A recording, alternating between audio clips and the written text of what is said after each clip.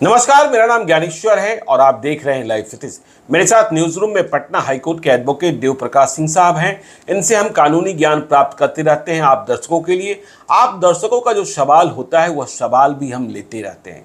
तो देखिए देव प्रकाश सिंह जी, एक सवाल है दर्शकों की ओर से और सुप्रीम कोर्ट ने अभी स्पष्ट भी किया है, इसलिए हम चाहते हैं कि आप अपना विचार रखें और आपका अनुभव सब लोग प्राप्त कर सकें।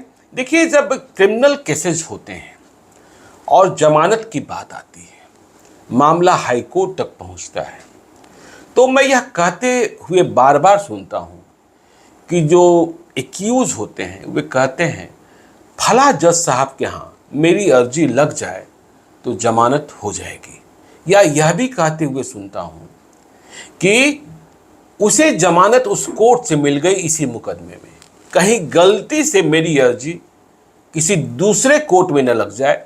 तो क्या एक ही मामले में एक ही एफआईआर है, उसमें 10-12 एक्यूज हैं, तो प्रावधान क्या कहता है, परंपरा क्या है कि मान लीजिए एक एफआईआर में 12 एक्यूज हुए, सभी पहुंच रहे हैं हाई कोर्ट में, कोई आज पहुंचा, कोई कल पहुंचा, कोई 2 महीने के बाद पहुंचा, तो जमानत याचिकाएं क्या एक ही जज सुनेंगे या अलग अलग जज सुनेंगे और फिर फैसला अलग अलग आएगा, जिसके कारण न्यायिक व्यवस्था पर सवाल भी पैदा होता रहता है।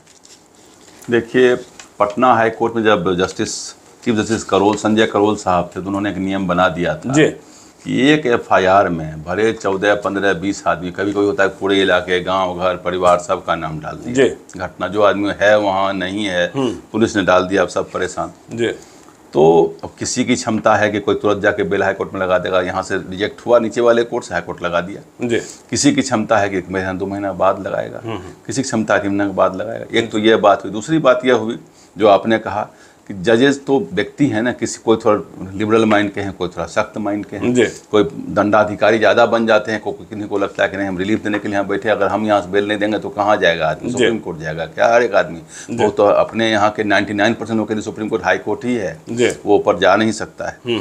तो उन्होंने कहा कि जब एक ही केस में किसी और को बेल हो गया, और यह भी कहा गया कि कोऑर्डिनेट बेंच में, जिसको कहा है कि समकक्ष बेंच में बेल मिल चुका है या उसको नहीं मालूम हो, वकील को नहीं मिला है, तो ये तो कहीं न कहीं लॉ ऑफ इक्वलिटी का जो है, रूल ऑफ लॉ है, जेनेसिस ऑफ लॉ, उसको तो कहीं न कहीं इम्पिंज करता है, उसको उल्लंघन करता है कि एक ही केस में किसी को हो गया और किसी को नहीं हुआ, उसमें वकील बदनाम, हम वकील लोग होते हैं। किसी ने कहा वकील कमजोर था, किसी ने कहा वकील ने पैसा नहीं दिया होगा, किसी ने कहा कि वहाँ बहुत सारी बातें बदनामी होती हैं।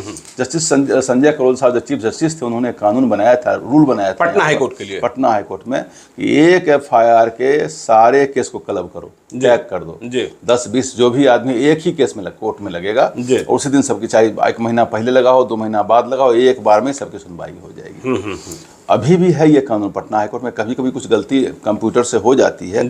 उन्होंने इस बात में कहा, संजय करोल साहब थे और इसमें BR गवई साहब, जस्टिस BR गवई साहब, सुप्रीम कोर्ट में इन्होंने कहा कि भाई ये तो ऑल ओवर इंडिया ये कानून होना चाहिए। और उन्होंने कहा उड़ीसा हाईकोर्ट में का एक मामला था जिसमें कि एक ही केस में सिमिलर फुटिंग का मामला है, एक आदमी को बेल हो गया और एक आदमी को बेल नहीं हुआ, और दूसरा आदमी, बताइए, वही जेल में दोनों साथ में होगा। एक आदमी को सुप्रीम कोर्ट तक जाना पड़ा, और सुप्रीम कोर्ट में उन्होंने कहा जब एक आदमी को हुआ दूसरे को क्यों नहीं बेल होगा उसी केस में। तो उन्होंने कहा दोनों को क्लब करके सुना जाएगा तो ये घटना है ना नहीं घटेगी। तो उन्होंने कहा कि ऑर्डर पास कर दिया कि जितने भी हाई कोर्ट्स हैं ऑल ओवर इंडिया, सारे एक एफआईआर के सारे मुजरिमों का केस जो है, अभियुक्त जितने भी हैं, सबों को एक कोर्ट में ही लगावें, चाहे वो आज फाइल हो, 1 महीना के बाद फाइल हो, 2 महीने, जैसे सुनवाई में आवे सबको एक साथ फाइल करें। और कोऑर्डिनेट बेंच में, समकक्ष बेंच में अगर किसी का बेल हुआ है और सिमिलर फुटिंग का केस है तो उनको भी बेल दिया जाना चाहिए। लॉ ऑफ इक्वलिटी का भली भांति पालन होना। मतलब 2 बातें स्पष्ट हो गई कि एक ही एफआईआर में यदि कई एक्यूज हैं तो उनकी सुनवाई एक ही जज करेंगे, पहली बात। बिल्कुल। और यदि एक को जमानत मिल गई है तो दूसरे को भी जमानत मिलने की, अगर सिमिलर फुटिंग है, मानिए एक मर्डर है और बाकी लोग खड़े थे, एक सेक्शन 34 है, 34 में क्या जितने लोग खड़े हैं गांव का सबका नाम डाल दिया, जो वहाँ हो ना हो ऐसे भी हो, तो उसमें थोड़ा डिफरेंस होता है इस केस में। लेकिन हमने कहा सिमिलर फुटिंग के जो लोग, आरोप की गंभीरता के हिसाब से परिवर्तन हो सकता है, लेकिन सुनेंगे एक ही जज। हाँ, सुनेंगे एक ही जज। देखिए, मैं दूसरी बात जो दर्शकों का सवाल है, सुप्रीम कोर्ट ने भी यह व्यवस्था अभी की है कि एक बात बार बार कही जाती है कि भाई ये कांड प्रतिवेदित हुआ, एफआईआर दर्ज हुआ, इसमें इतने सारे लोग एक्यूज बनाए गए और कोई व्यक्ति चाहता है कि वह जमानत की अर्जी लगाए, लेकिन कोर्ट इस आधार पर जमानत की अर्जी खारिज कर देता है कि अभी इस मामले में फला एक्यूज जो है भागे चल रहे हैं, इसलिए इन्हें छोड़ा जाना ठीक नहीं होगा। तो सुप्रीम कोर्ट कह रहा है कि नहीं, यह बात ठीक नहीं। सुप्रीम कोर्ट की क्या टिप्पणी है? सुप्रीम कोर्ट में क्रिमिनल अपील 1578 2023 में जस्ट हमको तो 3-4 दिन पहले का जजमेंट है जस्टिस KM जोसेफ और जस्टिस अरविंद कुमार के बेंच के द्वारा कि किसी और को, जो किसी एक केस में 4-5 लोग हैं और दूसरे लोग उसमें हाजिर नहीं हुए या अरेस्ट नहीं किया जा सके, तो यह तो काम पुलिस का है ना, कि जो अभियुक्त जेल में है उसका काम है। तो कह देंगे कि भाई वो सारे लोग अभी हाजिर नहीं हुए इसलिए दूसरे को भी बेल नहीं देने जा रहे हैं। तो कहा कि ये इनजस्टिस है, किसी के लिए किसी को जेल नहीं रख सकते हैं, और किसी के ऊपर जेल बेल देने का केस बनता है और उसमें बाकी अभियुक्त अगर हाजिर नहीं हुए हैं तो ऐसे नॉर्मली होता भी नहीं है। अधिकतर हाईकोर्ट में तो इस बात को ज़्यादातर नहीं पूछा जाता है कि बाकी अभियुक्त, ये सब नीचे वाले ट्रायल कोर्ट में पूछा जाता है सब चीज़, लेकिन हाईकोर्ट में प्राय इन बातों को बहुत गंभीरता से नहीं लिया गया है कि बाकी लोग हाजिर हुए कि नहीं हुए। लेकिन सुप्रीम कोर्ट ने जब कह दिया तो रूल बन गया कि अगर उसी केस में बाकी अभियुक्त हाजिर हुए हों, अरेस्ट हुए हों या नहीं हुए हों, यह कोई मामला नहीं बनता है। आप जो आदमी जेल में है वो बेल के लिए आया है और बेल देने लायक केस है तो बेल दीजिए। और बेल के लिए मैंने कहा कि बेल तो डिस्क्रिशनरी पावर है, बेल तो कुछ एक केस में ही प्रतिबंधित है ना, जो बहुत हीनस और बहुत गंभीर क्राइम है उसी।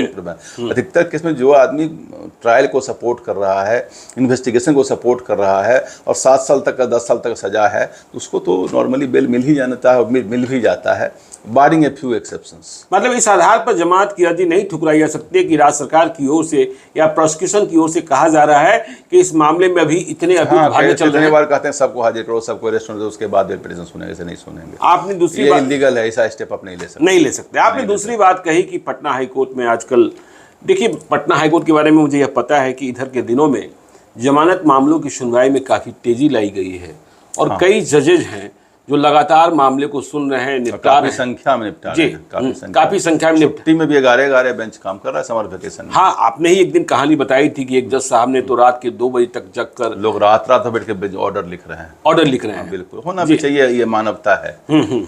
तो मानवता है। देखिए, और पटना हाईकोर्ट, आजादी स्वतंत्रता किसी व्यक्ति की सबसे बड़ी निधि है, इससे कीमती कोई उपहार नहीं हो सकता और इसको अंतिम हालत में किसी से छीनना चाहिए। जल्दी किसी को जेल में बंद तब तक न करें जब तक जेल में बंद करना कोई दूसरा कोई रास्ता ना बचता।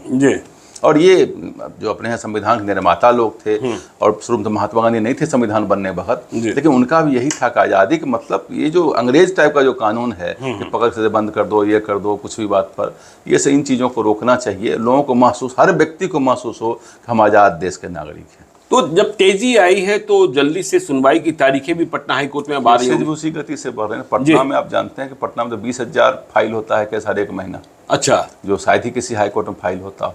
अच्छा, सुप्रीम कोर्ट में आप लगाइए, दिल्ली हाईकोर्ट में हमने केस लगाया 3 दिन में आ गया जी, 3 दिन में ही दिल्ली हाईकोर्ट में सुप्रीम कोर्ट में 7 दिन और पटना हाईकोर्ट में मिनिमम 4.5 महीना। मिनिमम 4.5। खैर चलिए, इस पर हम लोग अलग से चर्चा करेंगे, इतना समय क्यों लगता है। तो आप देखते रहिए लाइव सीरीज को। यदि अब तक आपने हमारे यूट्यूब चैनल को सब्सक्राइब नहीं किया है तो जरूर कर लीजिएगा, और यदि इस वीडियो को आप फेसबुक पेज के माध्यम से देखें तो पेज को लाइक कीजिएगा, ट्विटर पर भी हमें फॉलो कीजिए। धन्यवाद।